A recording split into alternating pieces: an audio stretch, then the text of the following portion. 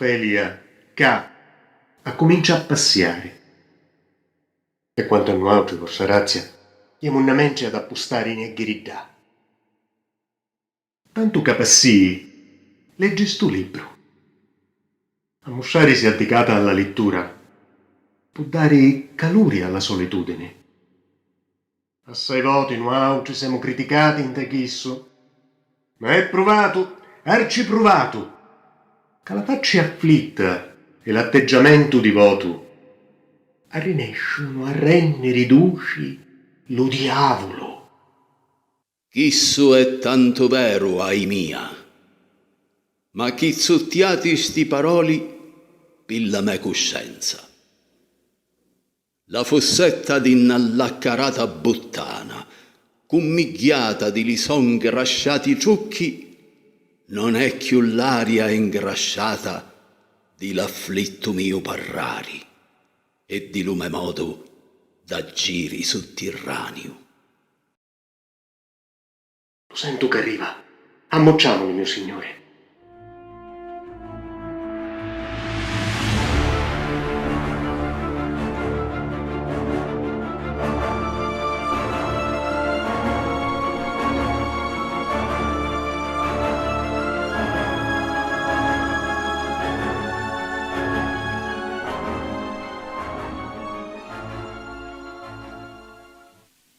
Essere o non essere,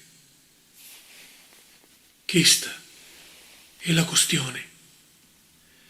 Si è più nobile l'animo che sopporta i colpi di ciunna e li saitti di la sdisannata fortuna, oppure un pugnare di l'armi contro un mare d'affanni e, resistendoci, chiudere gli occhi per sempre. Morere, dormere, nient'altro. E con sonno mettere fine allo dolore di lucore e alle mille subbughi naturali che la carne riceve. Chissà, è una fine che ne avessimo augurare a mano ionte. Morere, dormere, e dopo sonnare, forse. Già, e gioco un putuglio, per chi ninja do sonno dei morti, quali sonne ne può venere, una volta che ne aveva libertato di stontrico mortale. Ecco lo pensiero che ne fa fermare. Ecco lo scrupolo che rende la sventura a così lunga. Ma sa nunca, che volesse sopportare le zuttiate e la buffoniate dello tempo, lo torto dello tiranno, l'anciuglia dell'uomo superbo, le spasimi dell'amore disprezzato, la dimorare della legge, l'insollenza dei pubblici poteri e lo disprezzo che lo merito pacenzioso ricevi delle vastasi, quando uno, di sua stessa mano, si potesse dare fini con una punta di un pugnale.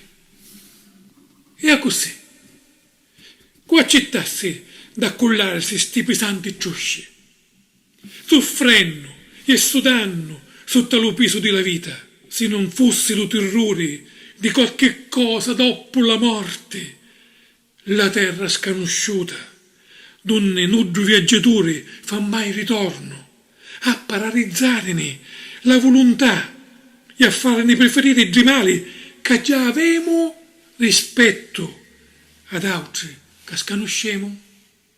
A così la coscienza ne rende tutti vili e a così lo colore naturale dello coraggio s'annirica all'umbra della pallida ciamma dello pensieri e impresi di grande autezza e momento picchisto traviano dello suo corso e perdono panzina l'unnomo di azioni.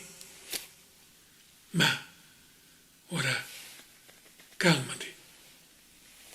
Oh, la bedofelia, ninfa, dalle tue orazioni, ricorda tutti i miei peccati.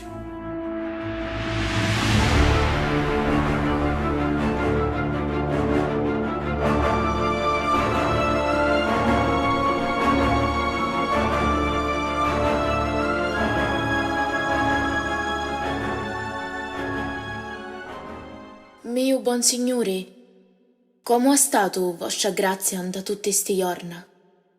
Magnificamente, grazie.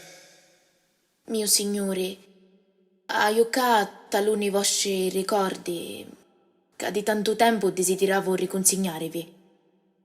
Vi prego, ripigliatevilli. Io? No, non vai mai dato niente.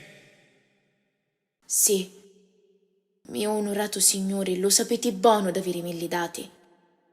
E qui di parole fatti di sospiri a così dolci che li facevano ancora più preziosi. Ma lo suo profumo è oramai aiuto. Dunque pigliatevi gli arreri perché pure li doni più ricchi, per l'animo nobili, diventino meno preziosi quando colidesi s'ammoscia sgarbato. Eccoli a voi, mio signore.